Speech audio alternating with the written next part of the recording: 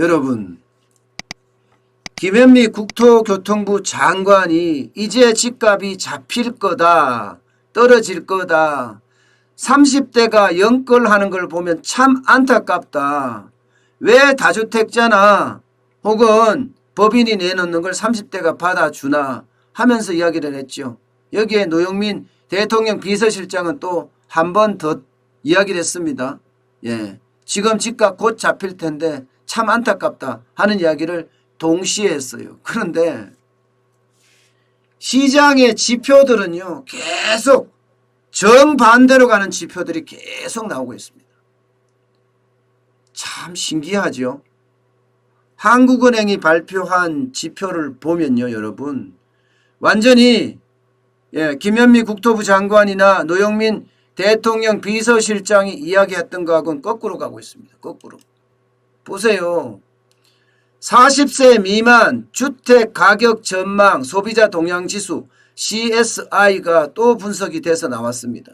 그 내용을 보면요, 131이에요. 131. 지금 이 그래프에서 보시는 것처럼 말입니다. 예. 지금 4월 달이 100이었거든요. 이게 131까지 올라갔다는 것은요, 역대 최고의 전망치입니다. 역대 최고치예요. 7월보다도 지금 2포인트나 더 올라갔잖아요.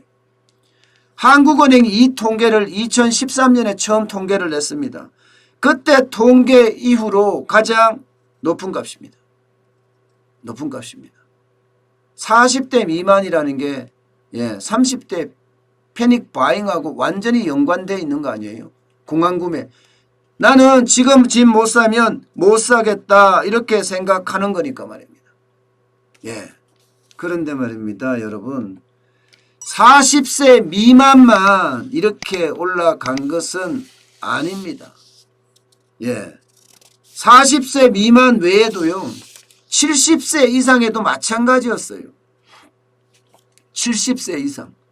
여러분, 말이 그렇지 70세 이상에서도 이 주택가격 전망 CSI 소비자 동향지수가 130이 나왔어요. 130이에요. 역대 최고치예요.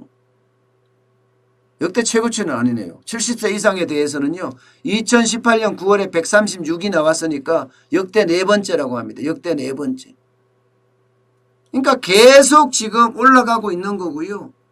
40세에서 50세도 마찬가지예요. 121에서 120까지밖에 안 떨어졌어요.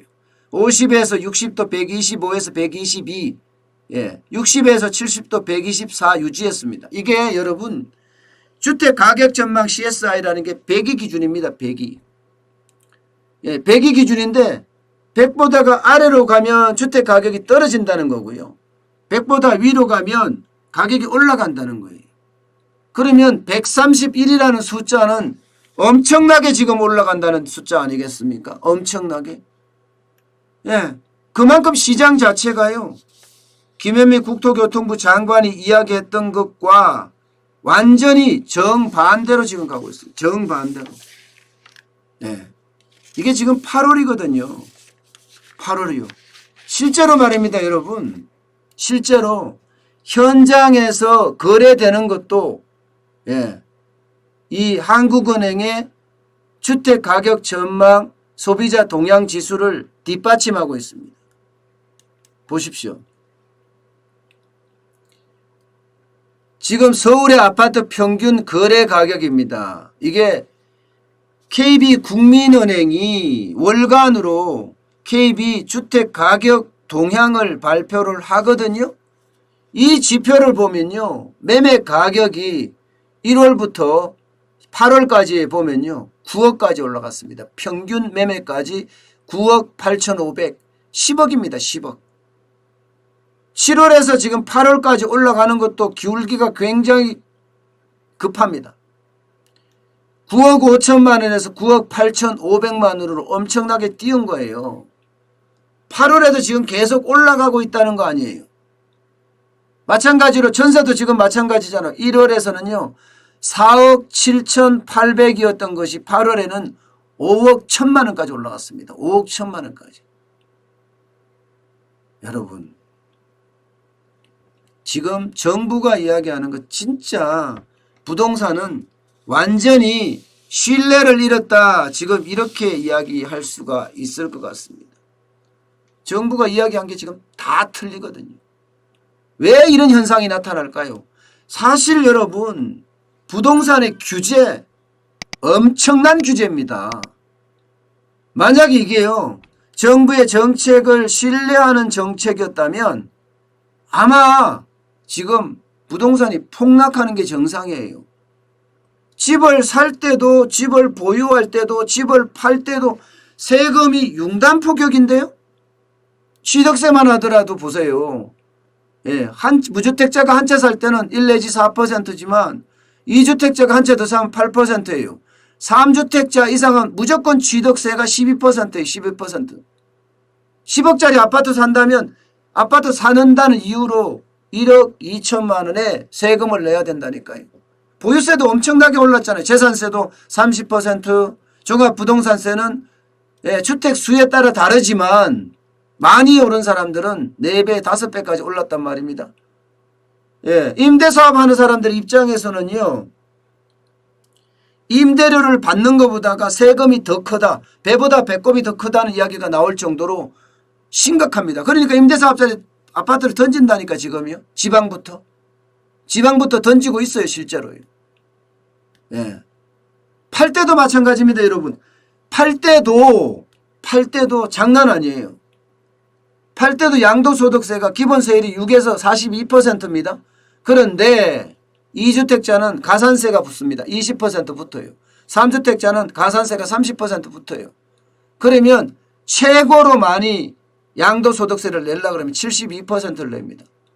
이거야말로 폭탄 아니에요? 폭탄? 네, 엄청난 폭탄이잖아요. 여기다가 지금 행정규제는 또 어떻습니까? 행정규제는. 제가 생각해서는요. 부동산을 사찰한다. 그렇게 생각될 정도로 지금 샅샅이 조사를 하고 있어요. 부동산은 사실상 4인 간의 거래거든요. 4인 간의 거래. 이 4인 간의 거래를 정부가 나서서 경찰을 동원해서 샅샅이 뒤지고 있다니까요. 사찰이란 표현 아시잖아요, 여러분. 엄청난 단어예요. 제가 부동산 사찰이란 단어까지 쓸 정도로 부동산에 엄청난 인력을 투입해서 조사를 하고 있거든요. 행정 규제가 이렇게 세요. 어디 그뿐입니까? 대출은 돼요? 대출하려고 그러면 하늘의 별 따기입니다, 요즘. 주담대라고 해서 주택담보대출은 사실상 불가능하고요. 그러니까 신용대출이 늘어나고 심지어 사각지대에 있는 P2P, 피어 개인 간의 신용대출하는 거 말입니다. 대출하는 거 말입니다. 여기까지 몰려가서 대출을 받아서 아파트 중도금을 내고 새 아파트를 사고 이러고 있습니다. 규제가 그렇게 심하니까요. 이 정도예요. 3중고, 4중고, 5중고. 뭐 겹겹이 규제입니다. 겹겹이. 이러면요. 부동산이 폭락해야 정상이에요. 안 하잖아요. 정부의 정책을 안 믿는다는 거예요. 전부 다. 그러면 어떻게 해야 될까요, 여러분? 정부가 잘못했다 시인해야 돼요. 이게 단순하게 시인하는 것이 아니라 이제는요. 김현미 국토교통부 장관의 말은 아예 아무도 안 믿기 때문에 그 사람의 사과는 아예 듣고 싶지도 않아. 여기다가 홍남기 경제부총리가 사과한다? 이것도 안 돼요. 저는 대통령이 직접 사과를 하고 부동산 정책에 대한 대전환을 이뤄야 된다. 네거티브 시스템이 아니라 포지티브 시스템. 쉽게 생각하면 억제책이 아니라 공급책으로 가야 된다는 거예요. 그렇지 않고는요. 부동산 시장의 어떤 패닉 현상은 앞으로도 계속된다. 저는 그렇게 생각을 합니다. 그렇게 될 가능성이 굉장히 크고요. 참 답답하죠, 여러분. 경제정책은 현실에 기반을 둔 정책을 펴야 되는데 현실은 나 몰라라 하고 탁상 위에서 경제정책을 펴니 이런 일들이 지금 비일비재하게 떨어지는 것 아닌가 싶습니다.